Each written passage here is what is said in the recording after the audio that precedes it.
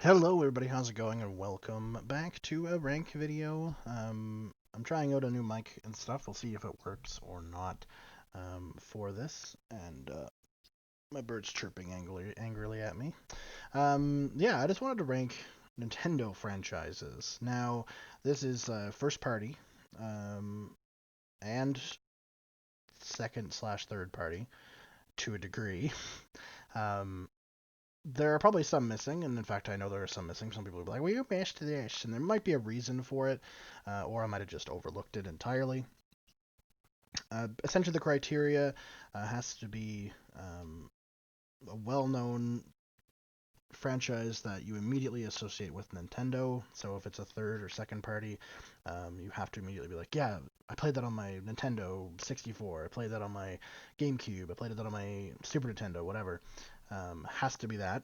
And the franchises themselves have to be more or less still active today. So they still either have to be producing games or producing content of some sort, or have at least promised a game on the current generation, so the Switch. That's generally my that was kind of my thing for it. I'm missing like there's a few that are going to be in here that are just like very kind of more obscure, especially when you get into like RPGs and stuff like that. Some people are like, well, what about like Final Fantasy? When I think Final Fantasy, I think PlayStation generally. So like it's really up to my own interpretation too, and kind of how I grew up around Nintendo and without Nintendo. Are you just gonna sit there and chirp? I know the mic is picking it up because I can hear it. Okay. Anyway, let's get started. So the first one is Earthbound. So a lot of people are like, well, there was only one Earthbound. Well, Earthbound was actually a part of the Mother series, and Earthbound was just the only game we got in North America.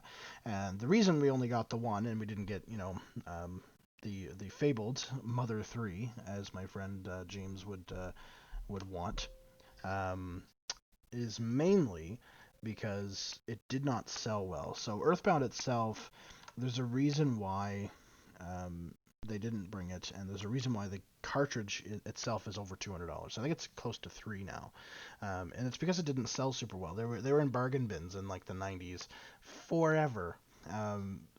For like $20. Hindsight is 2020 because honestly, if I know and had known that it was going to be so expensive, I would have just bought the sucker up. But whatever. Yeah, so that's essentially what happened. But the Mother series and stuff in Japan is very very popular, and it was huge over in Japan. It's why they brought Earthbound over just to see how it would do in North America. It didn't do well, but Earthbound itself is actually a good game. Very weird, but very very good. So I'm gonna put it in pretty darn good tier. Then we have Mega Man. Now, Mega Man is made by Capcom, but again, generally when I think of Mega Man, I think of Nintendo. Yes, there was a lot of games, especially later on, that weren't so good that were on PlayStation, but I generally still associate it with Nintendo, the GameCube, with the Super Nintendo, and especially the original Nintendo. We won't talk about Mega Man 64. We just won't. That didn't exist. Most games on 64 for most franchises didn't exist. Let's just put it that way. Especially second and third party. But Mega Man, like I mean, the original games on NES were amazing. The games on Super Nintendo were really, really good. Most of the GameCube stuff was pretty decent. Some of the X series stuff really kind of got away from it. And in recent years, of course, Mega Man has completely fallen off a cliff. The original creators and stuff tried to make Mighty Number Nine and just fucked it up completely. Whether that's just negligence or they're just trying to get a cash grab, I don't know. But recent Mega Man has not been that great, but past Mega Man has been amazing. So we're gonna put it in pretty darn good tier just for the past Mega Man stuff. Then we get into Metroid. The Metroid series started off really, really good. Kind of took a little bit of a dip, and then has kind of come back up again. The original on NES was pretty decent. Of course, Super Metroid is considered by many people to be the best Metroid game out there. And then there's the other faction that consider the Metroid Prime games to be some of the best Metroid games out there. Then, of course, there's stuff like Other M, which is horrid, just horrid. But Metroid has stayed pretty solid outside of other M for a very, very long time. It spawned off with Castlevania its own genre of Metroidvania style games. So that kind of power to be able to name your own genre after that game is pretty significant. So just for that and its ability to continually pump out decent titles, I'm going to put it top tier. I think Metroid has done really well for a very long time and has been able to come into the 3D and higher end era of gaming very, very well. So, good job. Donkey Kong, all the way back from its days of throwing barrels at Mario and not really being Donkey Kong to its glory days on Super Nintendo, straight up through Donkey Kong 64, and into the modern day of like DK Returns and Tropical Freeze and all that kind of stuff going on the Wii and Wii U, and of course, on Smash and stuff like that on the Switch. Solid performer throughout. Very few games that are you're kind of like, I don't really like that. DK has been very solid, so we're gonna put him top tier as well. And then we have Zelda. Zelda has a lot of games, a lot of games. I don't know, not more than Mario, obviously, but I think more than pretty much everybody else on this list except for Mario. I think Zelda has the most games released. Now, unfortunately, that means that some of it is diluted a little bit because you have really, really good games and then you have games that are not so good. You have really, really good titles like Ocarina of Time, Majora's Mask, Link to the Past, Twilight Princess, of course, is really, really good. And then you have titles that are kind of sluggish, like the DS titles, like Phantom Hourglass and Spirit Tracks weren't that great. Skyward Sword was a good game overall, but its controls so mired it horribly. If they re-released that without motion controls on like the Switch or even the Wii U or both, that would be fantastic. But unfortunately, that doesn't look like it's going to happen. Of course, we could also talk about the CDI games if we really want to dig into poor Link's past, but I don't think we'll do that to the poor guy.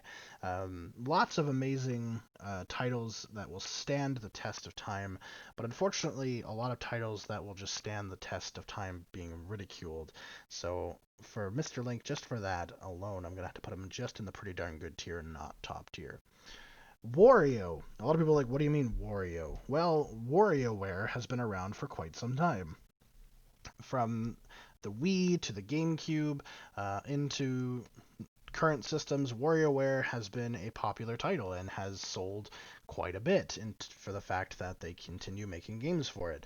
They're mostly minigame kind of style stuff. It's like a Mario Party, but not with your friends. You're just kind of on your own. Although I think they do have like, double, two player and stuff like that. But still, it's essentially like the Mario Party mini games is what you're playing, and it's a lot of fun. It's pretty darn good.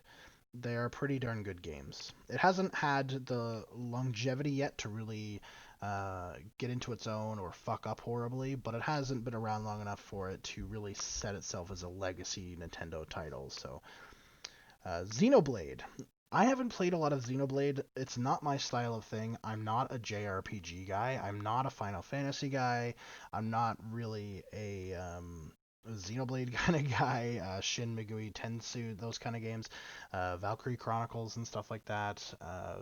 Tales of Symphonia, the Tales titles and stuff. Not my bag. Really not. I don't know what it is. I don't know if it's the cheesy writing. I don't know if it's the annoying fucking ooh noises from every fucking character whenever they step on a bug. I don't know what it is. I'm just not a fan of JRPGs. Western RPGs, yes. Skyrim, yes. Witcher, yes. Stuff like that, totally, like 100%. Fallout is technically an RPG.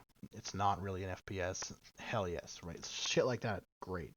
But not haven't played a whole lot of it. I've heard a lot of good things about pretty much every game they've ever released. It's always been a top tier selling title. It's always been a game that has become very expensive over time because of its want. So I am going to put it in top tier just because of all of the feedback that I have received from friends and stuff that play the games have said that they're pretty much all beautiful masterpieces in their own right.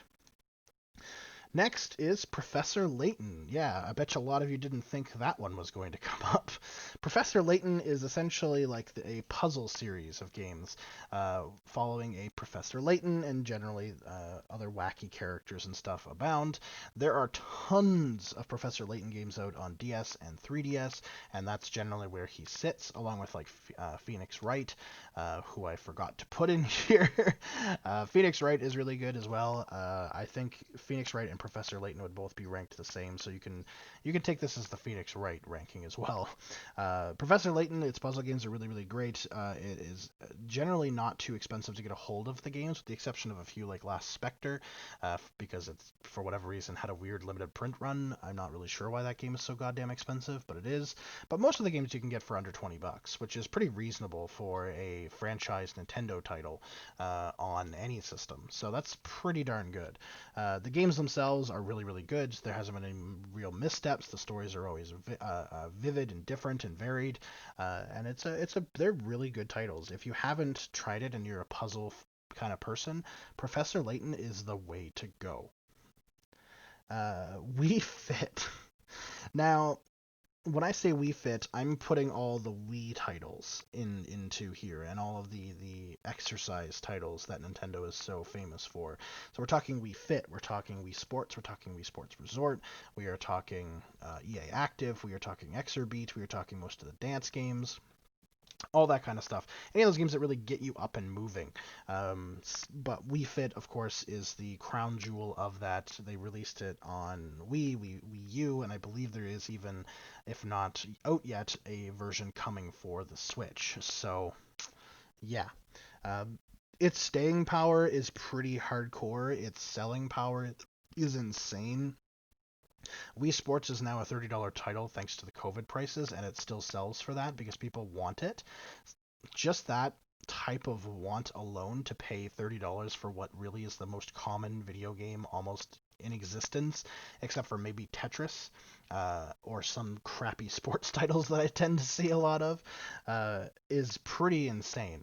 The fact that Wii Fit Plus and the Wii Fit balance board and games and stuff still sell at all for more than like $5 for the whole set is, again, another staying power type of thing.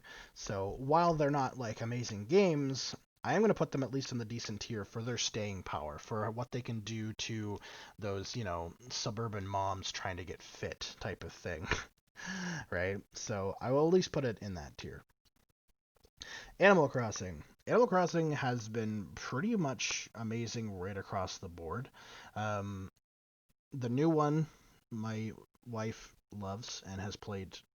I don't even want to know how many hours into that game. New Leaf, same thing. What was it? Wild World on the DS, a lot of hours in as well. I've played quite a bit of Animal Crossing on the GameCube. It is a really stellar franchise, and I'm going to put it in the pretty darn good tier. Fire Emblem. Fire Emblem is newish to North America, but has been around for quite a long time. I believe since the Super Nintendo. I think the Super Nintendo titles were the first ones released. Well, Super Famicom, not Super Nintendo. But I don't remember where they came into light in North America. I'm going to say it was the GameCube version. Was the first one, because I don't believe we saw anything on the 64 either. So yeah, I'm pretty sure the GameCube was the first North American title. Now, mind you, that title now complete is about $350, so that should probably tell you how good the game actually is. Same with the Wii version. I think the Wii version's even hitting like 150, 200 now, or more maybe. So that's crazy. They were limited release when they first kind of came out. The DS and 3DS titles are a little bit easier to get a hold of. Therefore, they are a little bit cheaper, $30, $40 range, up to, 60 for the more rare ones. So that's a little bit more reasonable. If you want to play Fire Emblem, I recommend playing it on a portable console because you're just never going to be able to afford the physical copy on any of the other consoles. So, yeah, there you go. But it is a good franchise. I have played a few of it. The one I used here, Awakening, I've almost beaten once or twice, doing different setups and stuff like that. And they're fun. They're addicting. They're decent games, so they will go in the pretty darn good tier. Bomberman. Bomberman is one of those ones that I don't really know what to say. The original Bomberman was pretty great. The original concepts and stuff, up through the N64 were great. And then I find it just kind of dropped off. Like, not a lot of the Bomberman games are worth a whole bunch of money. Not a lot of people talk about them after N64. Second Attack on the N64 was like the last one that people were really like excited for and really got into.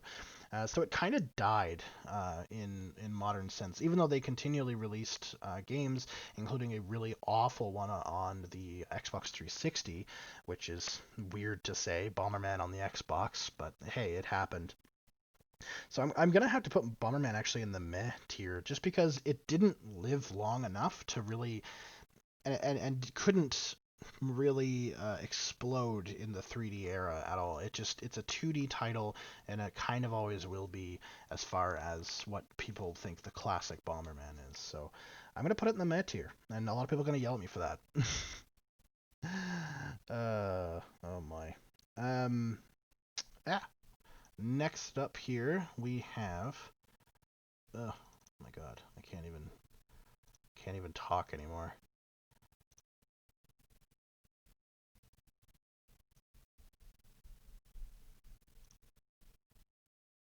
Sorry about that. Had a weird glitch out there. Dragon Quest series is next. It's been around forever. It has always been fun. The builder game is ridiculous amounts of fun. You can sink 300, 400, 500 hours into this game without a problem, and not even beat it. So it's quite a long game. Again, not a JRPG fan, but I have played the builder and I've played the PS2 one that came with the Final Fantasy bonus disc 7, I think, and it was decent. So I will give it the pretty darn good tier. A lot of people that do play it and like it again, just like Xenoblade, are really into it. There has been some weird blunders and stuff in the past with them, which is why they don't get top, but they're pretty darn good. Star Fox. Oh God, Star Fox. Star Fox started great. The Super Nintendo version with the FX chip and stuff was what helped them really get over the Genesis hump and beat the Genesis out and eventually kill Sega. So, hats off there. The N64 version was one of the best games on N64. The polygon graphics and use of the engine and stuff were perfect, along with camera movement. All that stuff was amazingly done. And then the GameCube hit, and there was Star Fox Assault, which was just the worst. And what was the other one? Star Fox. I don't remember the other one. I genuinely don't. Star Fox Adventures. Star Fox Adventures, which was also not good. Pretty terrible, both of them. Then they tried to do the Wii U version, which did not work out at all. And the only version that in the modern day era that's actually been good was literally just the 3D remake of Star Fox 64 on the 3DS, which does not count. You can remaster all the games all the time. It does not count. Like, it just doesn't. So unfortunately for Star Fox, despite a very strong two-game beginning, just dropped off hardcore, and really now he's only enjoyable to play in Smash Bros. And even then, not my favorite character. So unfortunately, he's going to go into the meh tier, and I'm so sorry for that. Harvest Moon, kind of like Animal Crossing, kind of like not at all. More Stardew Valley-y. And that's the one thing I have to say is that Stardew Valley kind of kicked Harvest Moon's ass in the modern day. Though Harvest Moon had a lot of amazing games and stuff like that, it really kind of started to split off.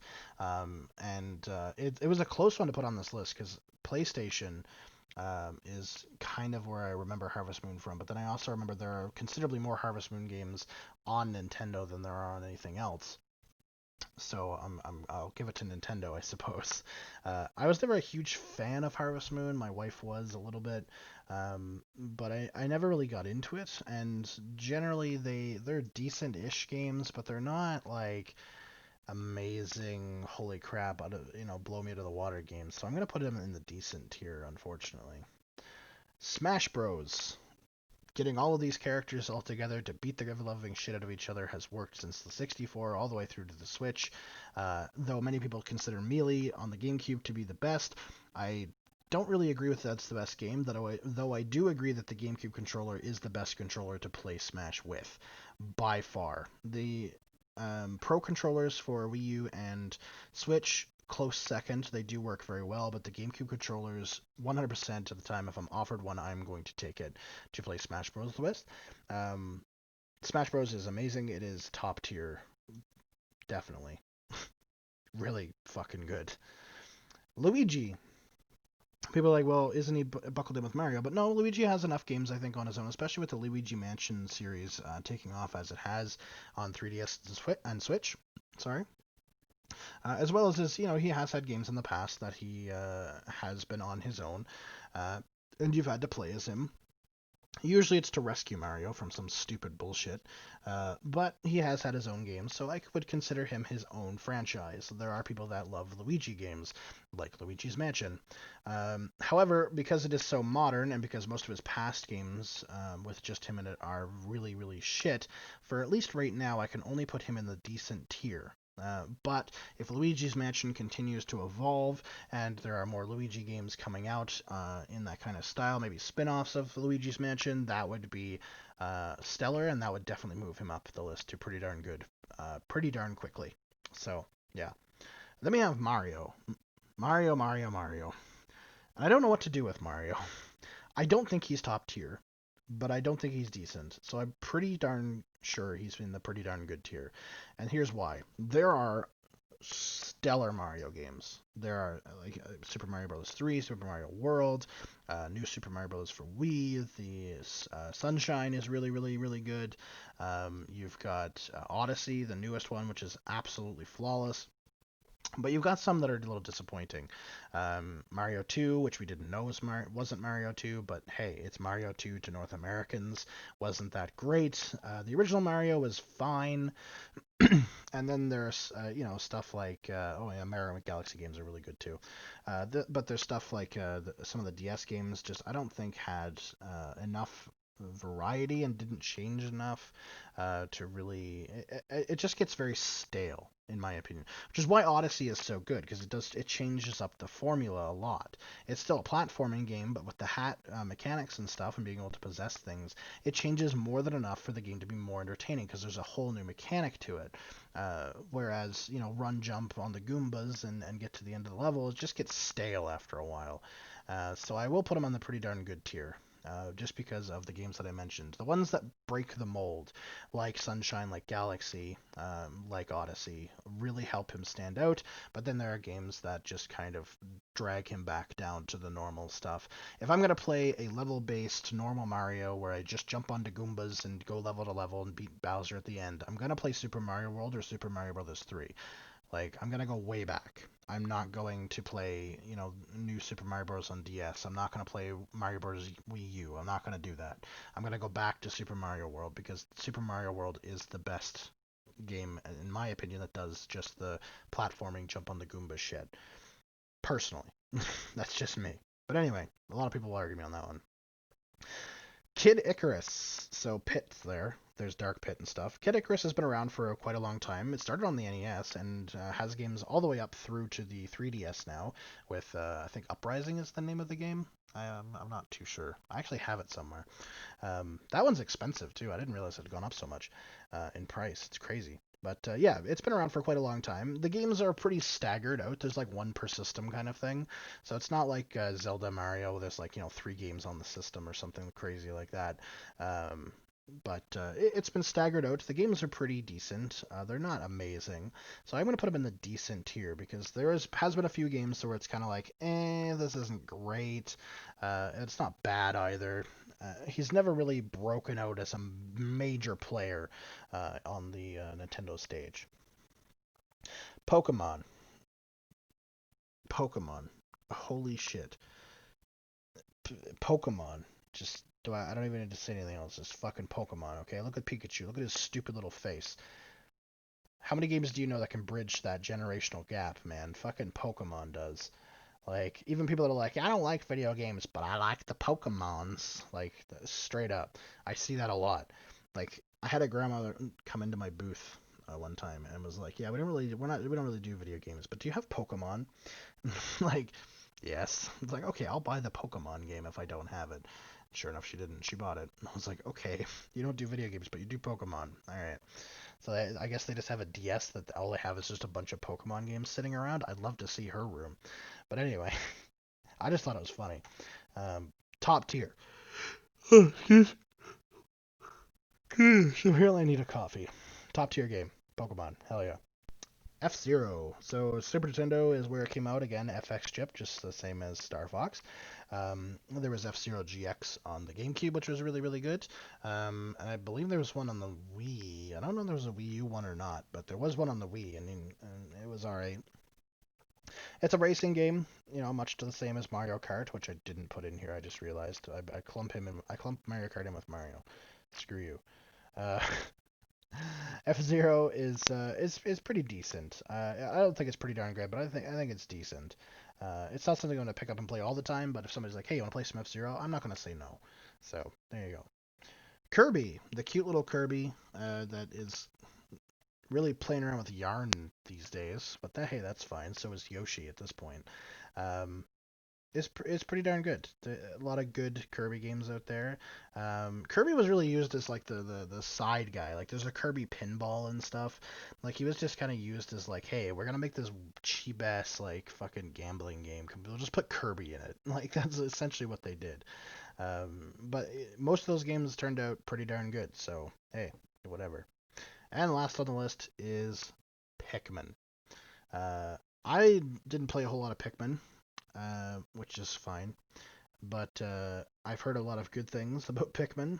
My friend James is really into Pikmin, or at least was really into Pikmin. And a lot of the games that come out get high praise, highly acclaimed. So I will have to put them in the pretty darn good tier. But that's it. That's my ranking of the main Nintendo franchises. Mine is probably a couple that I missed because I'm stupid. Um, or just didn't feel like they deserved to be here. What do you think? What is your top tier? If you had to choose your favorite Nintendo franchise, like this is the only one you could ever play for the rest of time, the rest of them all disappeared for whatever reason, which one would you pick and why? Let me know. Leave me a comment down below. And I will see you all next time. Peace.